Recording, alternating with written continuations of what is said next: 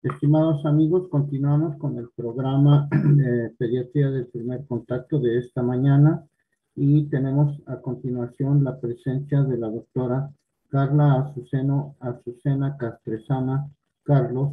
Ella es otorrinolaringólogo pediatra, egresada de la Universidad del Valle de México, Campus Querétaro. Hizo la especialidad en otorrinolaringología por la UNAM y también la hizo en el Instituto Nacional de Pediatría. Ella nos hablará de un tema interesantísimo para el pediatra de primer contacto, como es la otitis externa y la otitis media. ¿Qué hay de nuevo? Doctora Carla, bienvenida y escuchamos su ponencia. Hola, muy buen día. Soy la doctora Carla Azucena Castresana Carlos y soy médico especialista en otorrinolaringología y cirugía de cabeza y cuello. Actualmente me encuentro realizando la subespecialidad de otorrinolaringología pediátrica en el Instituto Nacional de Pediatría y para mí es un honor estar con ustedes. El día de hoy les voy a estar presentando un tema bastante interesante y que vemos con relativa frecuencia tanto en el servicio de pediatría como de otorrino de nuestra institución y creo que es un tema que les va a ayudar mucho en su práctica diaria. El tema es actualidades en el diagnóstico y manejo de otitis media y externa aguda en pacientes pediátricos. Vamos a empezar hablando un poco acerca de la anatomía del oído.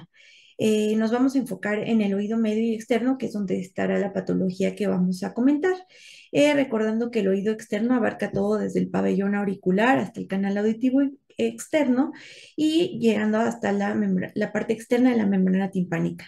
La parte medial de la membrana timpánica, junto con la cadena osicular y la trompa de Eustaquio, entonces conformará la parte del oído medio hasta la platina. Ya a partir de ese punto empieza el oído interno y pues por el momento no tiene relevancia para nosotros. Ahora, es muy importante reconocer unas variantes anatómicas que hacen diferencia entre el niño y el adulto. Es muy importante recordar que al nacimiento, pues un bebé tiene una longitud de su trompa de Eustaquio aproximadamente de 13 milímetros y con una orientación de 10 grados.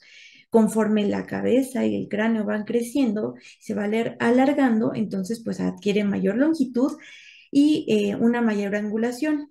El que el niño tenga esta corta distancia y pequeña angulación nos favorece algunas infecciones, como las que vamos a ver, como la otitis media. Vamos a hablar un poco también de la fisiopatología de la otitis media. Entonces, para que se lleve a cabo esta infección o esta colonización a nivel del oído medio, vamos a tener que llegan virus o bacterias que inflaman a nivel de la nariz y de la nasofaringe. Esto, pues, la comunicación que tiene con la trompa de Eustaquio, pues hace que también la mucosa a este nivel se inflame. Ya que tenemos nuestros microorganismos y la mucosa inflamada, pues si no hay una adecuada un adecuado drenaje, pues entonces va a favorecer a que se queden ahí estancadas y tengamos una presión negativa y por lo tanto, pues que sigan proliferando las bacterias en este nivel. Ahora, ya sabemos un poco de la fisiopatología de la otitis media. Vamos a hablar de la clasificación y de algunas definiciones que van a ser importantes para hacer el diagnóstico y el manejo de cada una de estas condiciones. Entonces, la otitis media es el proceso infeccioso supurativo e inflamatorio del oído medio. Esta la vamos a catalogar según el tiempo de evolución en aguda, cuando es un inicio súbito y que tiene una duración de menos de 2 semanas. La recurrente es cuando tenemos de 3 a 4 episodios, 3 episodios en 6 meses o 4 episodios en un año. Y la crónica es cuando ya tenemos una duración más de 3 meses. Hay algunas literatura que nos definen de una clasificación subaguda y pues que esta sería a partir de las 2, 3 semanas a los 3 meses. Ahora, de la otitis media tenemos una variante que no se considera infecciosa, pero pues es el acúmulo o la presencia de fluido en el oído medio, pero sin infección, o sea, solo está el moco estancado y eso le llamamos otitis media con efusión. Esta se puede clasificar en aguda cuando dura menos de 4 semanas, subaguda de 4 a 8 y crónica a partir de 8 semanas. Y otra variante que es importante porque a veces la catalogan como otitis media o otitis externa es la meningitis bulosa, que es un proceso infeccioso en la capa externa de la membrana timpánica. Esta se manifiesta con bulas, como su nombre lo dice, que se llenan de pus y el tratamiento al final de cuentas se maneja como una otitis media aguda. Ok, ¿por qué es importante hablar de la otitis media? Les digo que es algo bastante común. Se ha reportado una incidencia anual en México de 36,000 casos de cada 100,000 menores de 4 años. Se considera la sexta causa de morbilidad en la población infantil, la cuarta en niños de 1 a 4 años y la sexta en menores de 1 año. Los microorganismos pues, que se aíslan más frecuentemente en el oído medio son, y que está infectado es el Streptococcus pneumoniae, Haemophilus influenza no tipificable, la Moraxella catarrhalis y en cuarto lugar el Streptococcus pyogenes. Ok, ya conocemos cómo es que llegan estos microorganismos al oído medio. Ya sabemos que sí es bastante frecuente y entonces ahora vamos a hablar de los factores de riesgo que tenemos para que se generen. Ya dijimos que en niños en general su anatomía los predispone a que las bacterias migren de la nasofaringe hacia la trompa de Eustaquio y eso se instale en oído medio, pero hemos visto en varios artículos publicados que es predominantemente en género masculino, que hay cierta predisposición genética. Algunos papás que dicen que en su infancia padecieron de cuadros de otitis media, pues sus hijos también los padecen. Niños con malformaciones craneofaciales, porque pues también van a tener alteraciones en su anatomía que lo van a predisponer a que se guarden más estos microorganismos, así como los niños con labio paladar hendido, porque no tienen una buena ventilación de su oído medio, o niños con síndrome de Down. Algunas inmunodeficiencias, pues que van a predisponer a que no tengamos una buena protección, una buena inmunidad y pues que las bacterias sigan proliferando.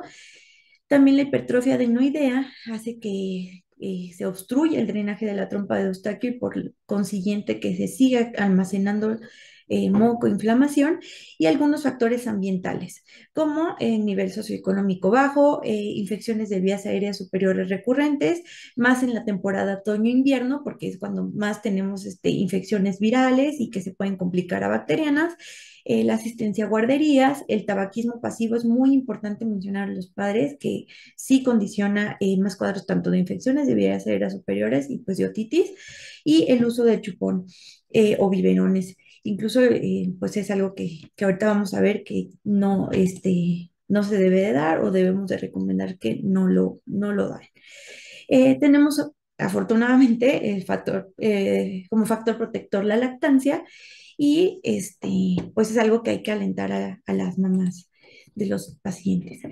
Ahora, ya entrando en el tema, ¿qué es la otitis media aguda? Ya vimos su clasificación en generales, pero ya en la aguda.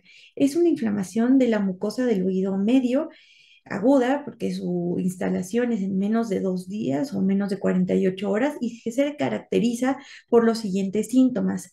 Otalgia, el niño se queja mucho del dolor de oído, tanto que se empieza a retraer el pabellón, está molesto, está irritable, se puede presentar plenitud óptica, a veces el niño no sabe cómo manifestar esto, pero si son pues algo grandecitos y pueden decir que sienten el oído tapado, fiebre arriba de 38, 39 grados, hipoacusia, el niño a veces se queja de que no escucha bien y también se puede acompañar de la otorrea, que es muy característica para el diagnóstico. Es más predominante en niños de 6 meses a 3 años. Ahora, el diagnóstico es muy importante recordar los síntomas porque el diagnóstico a la fecha en todas las guías que se presentan, en todas las actualizaciones, persiste siendo clínico y va a ser tanto los síntomas como lo que vamos a evaluar en nuestra otoscopía. En algunas revisiones refieren que se debe de hacer una otoscopía neumática, pero pues la verdad es que es complicado hacerlo en niños. A veces es complicado hacer la pura otoscopía y entonces agregarle presión positiva al tímpano, pues aparte que le va a doler mucho, es bastante complejo. Entonces sí le recomiendan, pero a veces es complejo. Y otro medio que nos puede ayudar a evaluar si se mueve o no el tímpano, pues es una timpanometría. Si en sus hospitales o si tienen cerca algún audiólogo que tenga timpanómetro, pues le pueden pedir que lo hagan, aunque no es exactamente necesario para el diagnóstico, simplemente puede ayudarnos a definir mejor. Ahora, ¿qué le vamos a evaluar a la membrana timpánica? Tenemos un tímpano normal, le vamos a evaluar el color, que por lo general lo describimos normal como perlado o translúcido, la translucidez que se ve en algunas de las estructuras por detrás del tímpano. No siempre se ven, pero es algo que es importante evaluar, que no haya niveles hidroaéreos. La posición es ligeramente más medial en su porción anterior y la integridad de todos de sus componentes, que no tenga una perforación, y los relieves que normalmente evaluamos, que se vea el humbo y el mango del martillo. Aquí tenemos una membrana timpánica que está alterada. Vemos como el color no es el tradicional, está rojo, no se ve translúcido, se ve un poco opaca. La posición, esa sí se mantiene un poquito, pero se ve abombada. Eso es lo que también es muy importante en el diagnóstico de estos niños. Y pues vemos que ya no tiene sus relieves conservados. Aquí, como ven, se ve incluso borrado el humbo y el mango del martillo. Se ven como perdidos. Aquí tengo otros ejemplos de cómo podemos ver la membrana timpánica ante un escenario de otitis media aguda y que son bastante diferentes, ¿no? O sea, en algunos podemos ver francamente la colección, el nivel hidroaéreo del moco hacia los cuadrantes inferiores de la membrana timpánica y que también se ve abombada. Acá solo vemos un abultamiento y engrosamiento de la membrana timpánica en esta imagen inferior y medial. Y en esta superior y hacia su derecha vemos una perforación timpánica y una otorrea que viene de la caja timpánica. Entonces, ya abordamos su fisiopatología, qué microorganismos son los más frecuentes, cómo lo vamos a ver. Y entonces aquí viene ahora sí algo de lo más relevante con lo que hemos tenido algunos avances y algunas cosas que han permanecido porque pues son buenas recomendaciones. Entonces, en niños menores de 24 meses o que tengan otitis media aguda bilateral, de entrada, sí les vamos a dejar indicado amoxicilina a dosis altas. Ahorita vamos a comentar dosis y demás, pero quiero que vayan planteándose estos diferentes escenarios. Ahora, tenemos un niño mayor de 24 meses con una otitis media aguda, unilateral o bilateral, pero que se considera leve y que tenemos la garantía de que el paciente y su familia lo va a llevar a un seguimiento correcto. En estos niños a lo mejor podemos esperar y solo dar AINE y una revaloración de 48 a 72 horas porque la otitis media aguda se ha visto que tiende a resolver de manera espontánea en un gran porcentaje de los pacientes. Entonces, sí se recomienda esperar, pero solo si tenemos la garantía de que lo vamos a poder revalorar en el tiempo establecido de 2 a 3 días para ver si es necesario entonces dar o no antibiótico.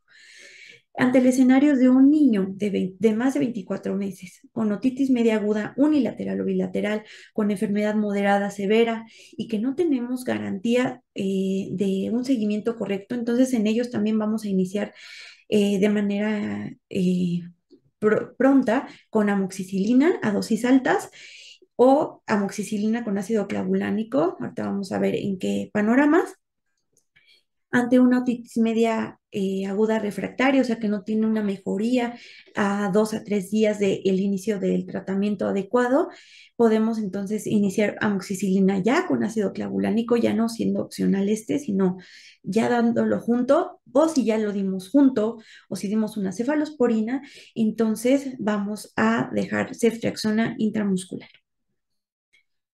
El siguiente panorama, que tengamos un paciente con otitis media aguda y perforación timpánica, vamos a dejarle su amoxicilina ácido clavulánico a dosis altas Y aparte le vamos a poder complementar con gotas ópticas de antibiótico y corticosteroide.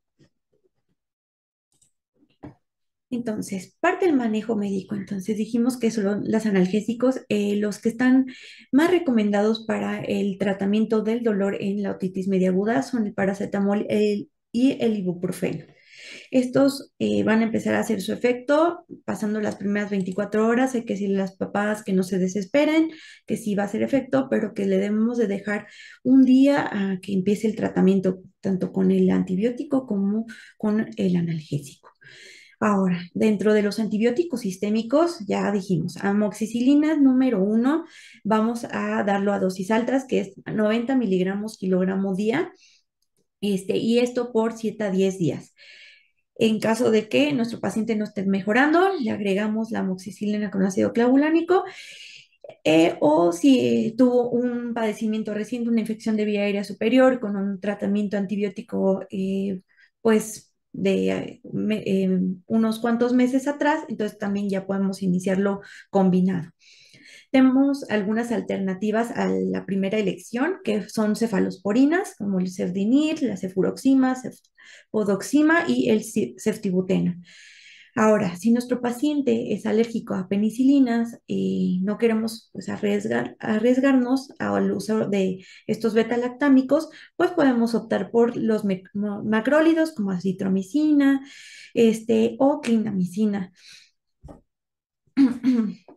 Ahora, en caso de que tenemos el fallo al tratamiento con amoxicilina, ácido clavulánico y adjunto o a la cefalosporina, entonces les mencionaba que 2 a 3 días después podemos entonces dar tratamiento con ceftriaxona 50 miligramos kilogramo día, 3 dosis, estas son intramusculares. Y si nuestro paciente con esto no mejora, entonces podemos escalarlo a una quinolona como el levofloxacino a 15 a 20 miligramos kilogramo día.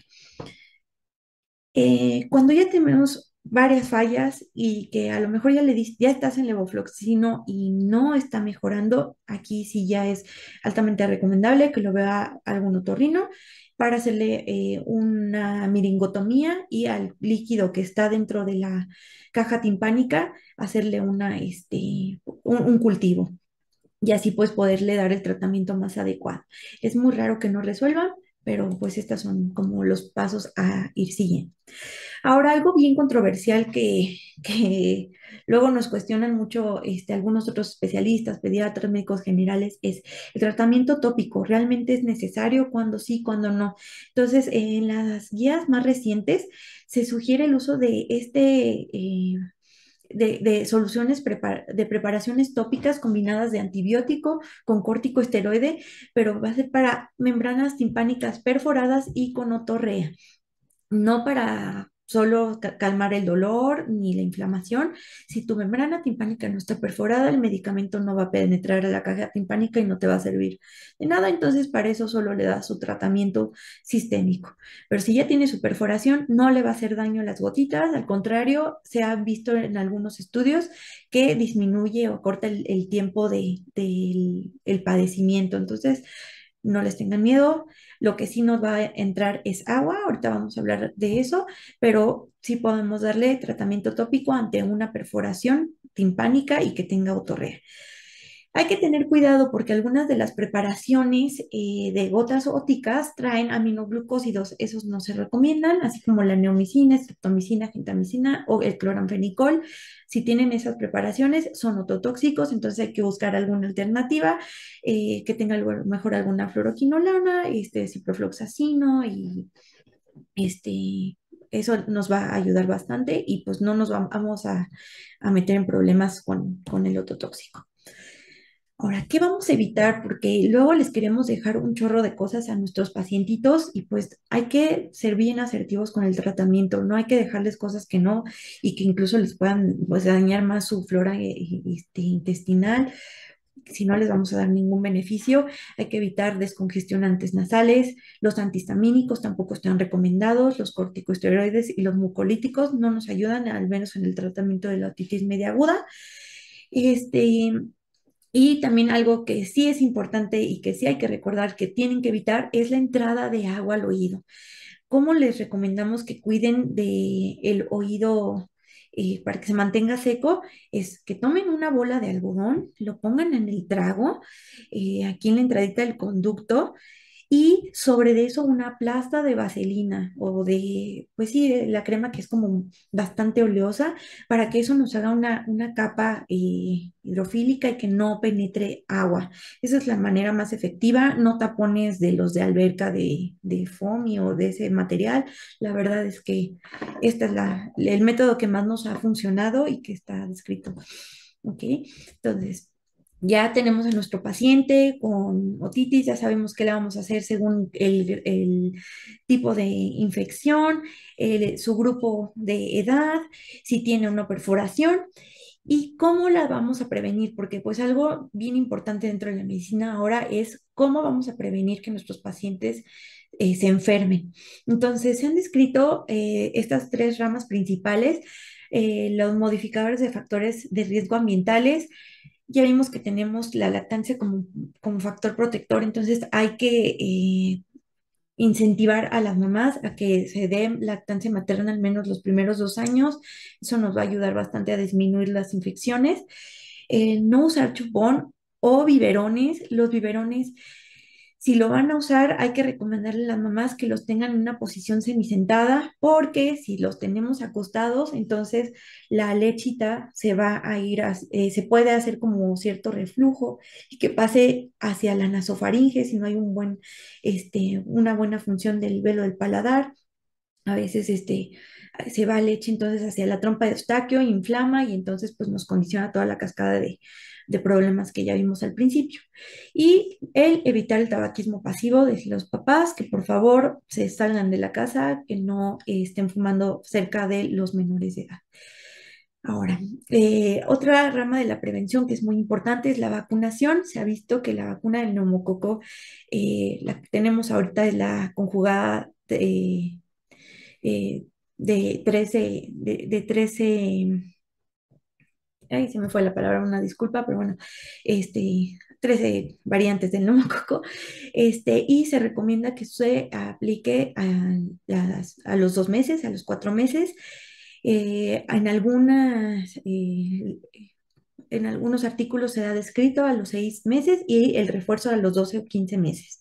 Entonces, esto también nos ayuda no tanto a disminuir los cuadros o la presencia de otitis, pero sí sus complicaciones. Entonces, es muy importante tener bien protegido a nuestro paciente. Y otra vacuna que está descrita y que nos ayuda a disminuir los cuadros de otitis media aguda y de infecciones de vía aérea es la vacuna de la influenza de virus inactivos con fragmentos o tetravalente. La vacuna de influenza recomiendan también que esa se puede aplicar en mayores de 6 meses de manera anual. En estos casos, les digo, no tanto para disminuir la frecuencia de la otitis per se, pero si disminuimos la infección de vía aérea, ya sea tanto superior como inferior, pues entonces hacemos que no haya tanto proceso inflamatorio a nivel de la nasofaringe y que no vayan a migrar bacterias después de una infección viral.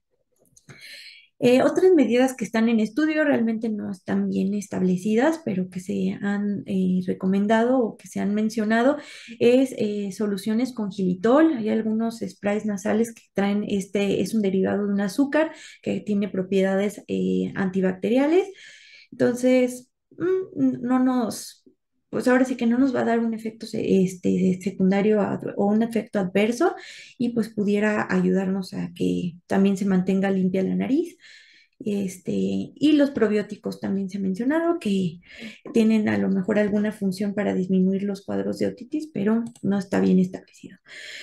A continuación les voy a hacer un resumen, no voy a hacer mucho énfasis en esto, sino la guía principal que me bajé, una guía de práctica clínica para el diagnóstico y tratamiento de otitis media aguda, muy reciente de este año, pues ya vimos en las diapositivas pasadas, pues ahora sí que prácticamente todo lo que va respecto a estos puntos claves de la guía, solo pues esto para que vean el nivel de evidencia, que pues en general todos son bastante buenos, son recomendaciones fuertes, y pues que sepan que van a dar un tratamiento adecuado si seguimos esto que les recomiendo, ¿no?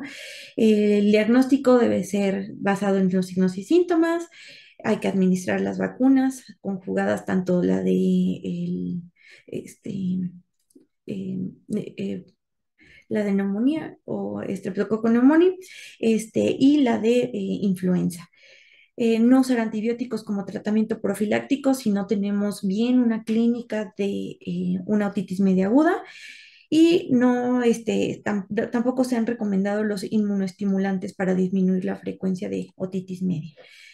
Lo que mencionamos acerca de los AINES, que si los de primera línea son paracetamol y ibuprofeno, en menores de 24 meses, con un cuadro bilateral, se recomienda el antibiótico desde inicio, y aquí mencionamos igual la dosis máxima. En mayores de 24 meses, con enfermedad leve y que se pueda garantizar seguimiento en los siguientes días, dejar sin antibiótico y solo observar, y en los que no, darán el antibiótico. Y en los casos en los que hubo falla a la amoxicilina, pues aquí viene bien marcado, bueno, amoxicilina, clavulánico, sulbactam o una cefalosporina. Entonces aquí ya interviene la ceftriaxona intramuscular a 50 miligramos kilogramo día durante 3 días. Y si no, mejor aparte de esto, la fluoroquinolona como el levofloxacino, que es el que ha estado estudiado en niños y es seguro en niños. El no uso de descongestivos, tópicos nasales, corticosteroides sistémicos e intranasales no está indicado. Tampoco los antihistamínicos, mucolíticos. Aquí sí, punto importante a recordar, las preparaciones tópicas no son para el manejo del dolor, sino son para el manejo de la infección cuando ya tenemos una membrana timpánica perforada y con otorrea, ¿ok? Y recordar que no deben de tener medicamentos ototóxicos. No hay que dar medicina alternativa, y lo que les comenté acerca de la meningotomía, acerca de que si no está mejorando, a pesar de que ya le dimos, pues ahora sí que todos los escalones del tratamiento recomendado, entonces hay que hacer la eh, toma de cultivo de la secreción. Voy a mencionar rápidamente un poco de esto que se confunde a veces con la otitis media aguda y que no es, ¿sale? La otitis media con efusión o serosa, que es la ocupación del oído medio, pero que no hay signos ni síntomas de inflamación aguda, o sea, solo va a haber moco y puede haber niveles y burbujitas detrás del tímpano, pero no es algo infeccioso, por lo tanto no hay que dar tratamiento antibiótico. Esto se dice que al menos en un 50% de los niños menores de un año puede estar presente, y al menos en un 60% de los niños menores de 60 años. Entonces es algo frecuente. Se puede manifestar con hipoacusia, con algunas alteraciones en el equilibrio, alteraciones en el lenguaje y aprendizaje, habla, porque pues tienen la hipoacusia, y retraso en el desarrollo motor, pero no es una cuestión infecciosa, entonces el tratamiento es muy diferente. Aquí les muestro una membrana timpánica muy clásica de esta otitis media serosa o con efusión. La membrana se ve un poco retraída, se ven estas burbujas, estos niveles hidroaéreos, y lo blanquecino le llamamos miringoesclerosis, que usualmente son como tejido cicatrizal o fibrosis a nivel de la membrana timpánica, que se supone que hubo ahí alguna infección, algo que irritó o que se perforó la membrana incluso, y se depositó pues calcio. Entonces esto no es una otitis fúngica, no vayan a confundirlo, ¿va? Es muy importante. El manejo de la otitis media serosa, les mencionaba, es común y usualmente resuelve de manera espontánea en meses. A veces un niño después de que tuvo una gripita puede tenerlo porque el moquito se queda estancado por la inflamación que se genera en la trompa de Eustaquio, pero no es infeccioso.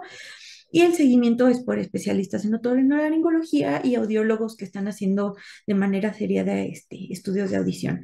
El tratamiento de estos casos es ejercicios velopalatinos de trompa de Eustaquio. En algunos niños es bien difícil que los hagan porque consisten en inflar globos, usar popote, hacer algunos ejercicios de presión para la nariz, valsalvas y demás. Entonces a veces pues es difícil explicarles. Y en estos casos de que ya no está resolviendo de manera espontánea y que se tiene mucho tiempo el moco y que está repercutiendo en su calidad de audición, pues son candidatos a tubos de ventilación. Esto se los pongo nada más para que los conozcan. Si se encuentran con esto, no es un cuerpo extraño. A veces pues no los conocen, no saben cómo están colocados, entonces por eso se me hizo interesante ponerlo en este punto. Hay de diferentes colores, tamaños y materiales, incluso formas. Se ponen pues normalmente en los cuadrantes inferiores de la membrana timpánica. Y pues si se enfrentan ante esto, pues pregúntenle al familiar, ¿no? ¿Le tiene tubos de ventilación? O pues si no, si se trata de un cuerpo extraño y pues habrá que evaluar. Ok, ahora nos vamos a la última parte, la otitis externa aguda. De esta realmente no se ha hecho mucho estudio al respecto. eh, o no hay muchas publicaciones recientes, se ha mantenido muy estable la información que tenemos. También se le conoce como oído de nadador o tropical y se caracteriza pues por una inflamación del conducto auditivo externo de inicio rápido, también en menos de 48 horas se presenta el dolor.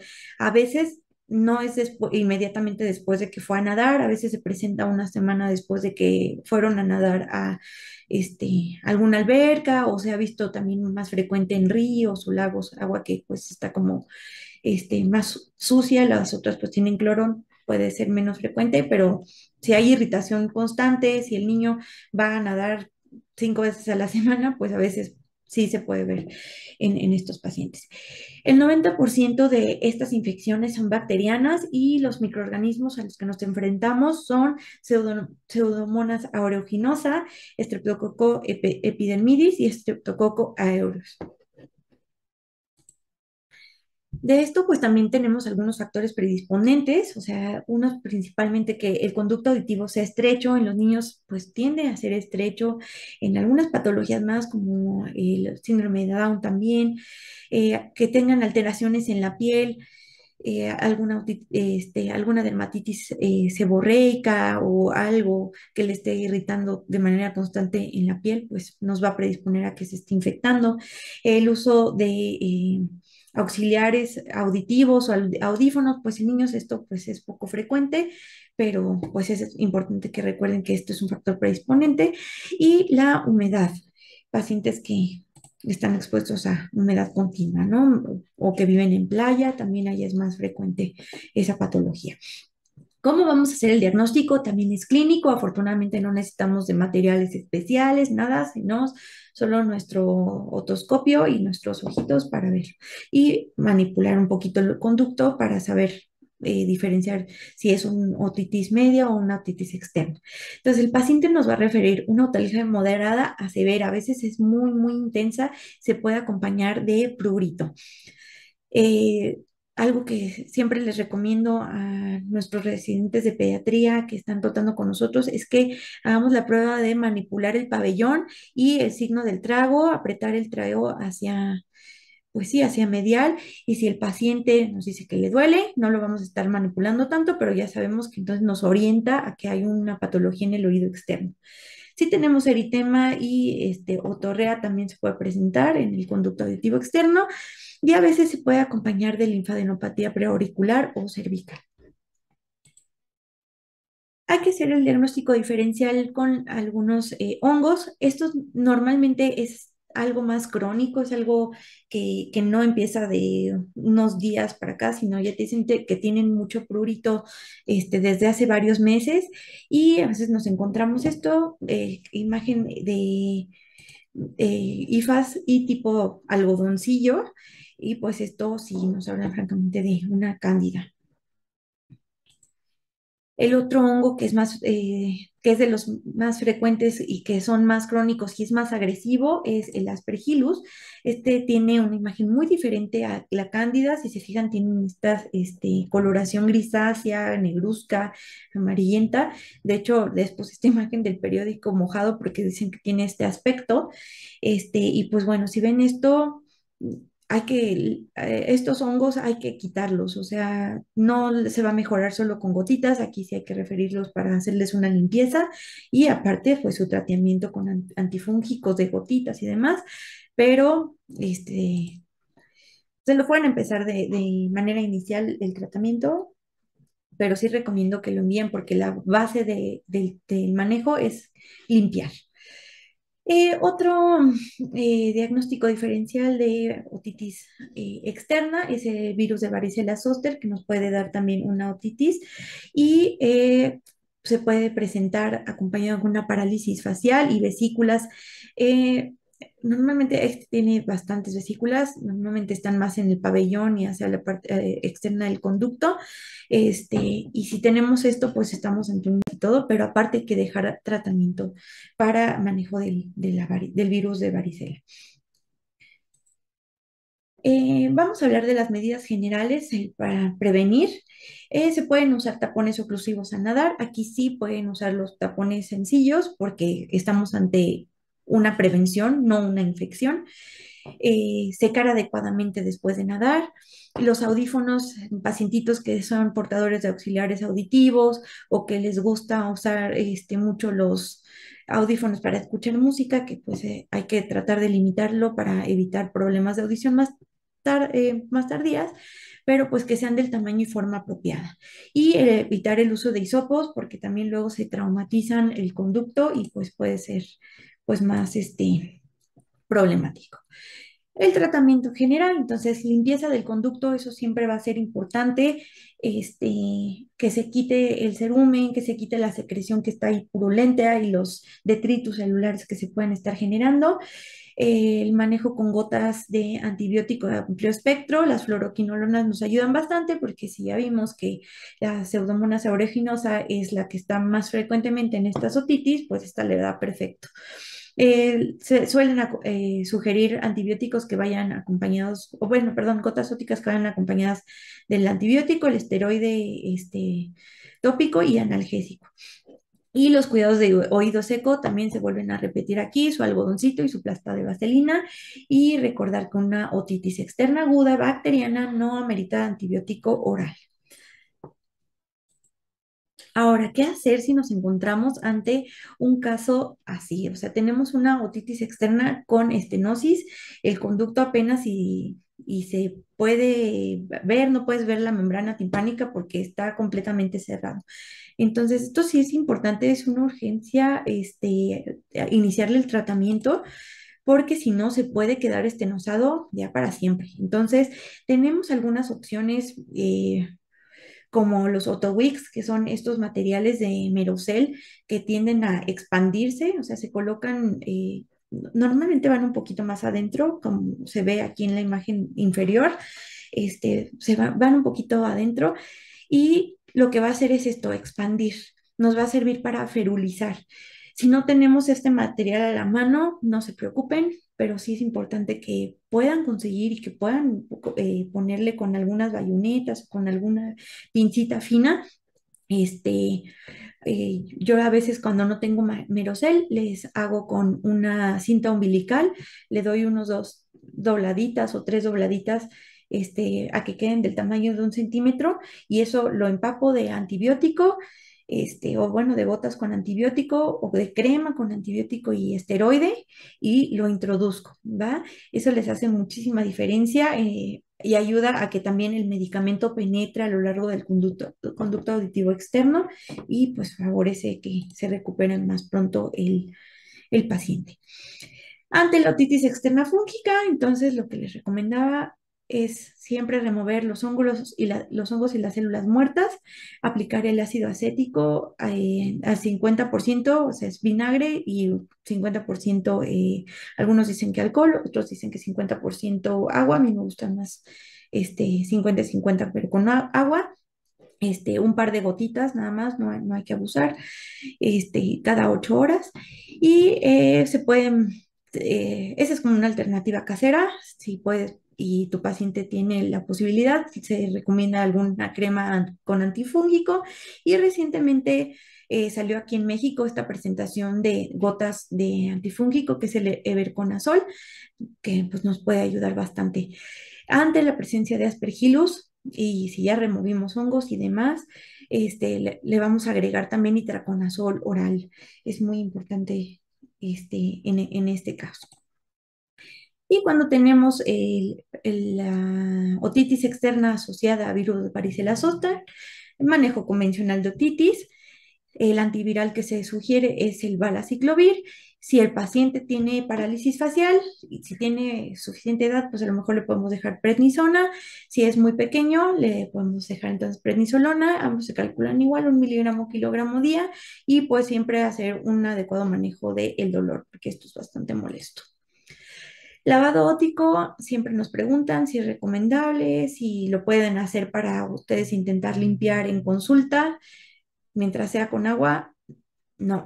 O sea, si tienen la posibilidad de con una cucharita limpiar parcialmente y con una buena iluminación, sí, y si no, la verdad, refiéranlo para que se le haga una limpieza óptica si tiene, ya sea los hongos o si tiene mucha secreción.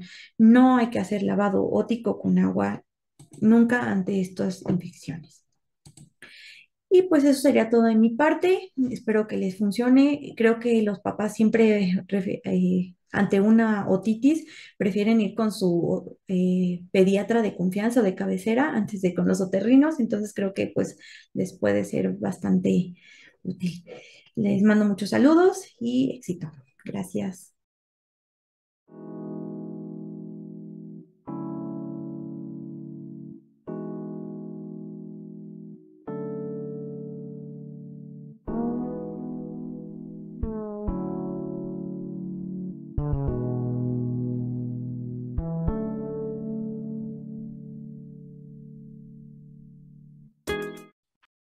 Muchas gracias por su excelente conferencia, doctora Carla, muy interesante. Hay muchas preguntas en el tintero. A mí en lo particular me queda una duda.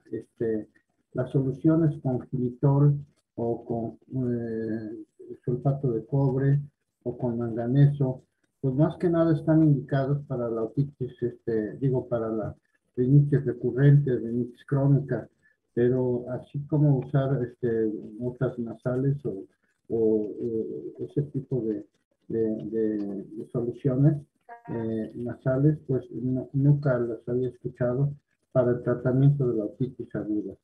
Y otra pregunta que le quisiera decir, ¿qué tiempo se usan los tubos de ventilación timpánica?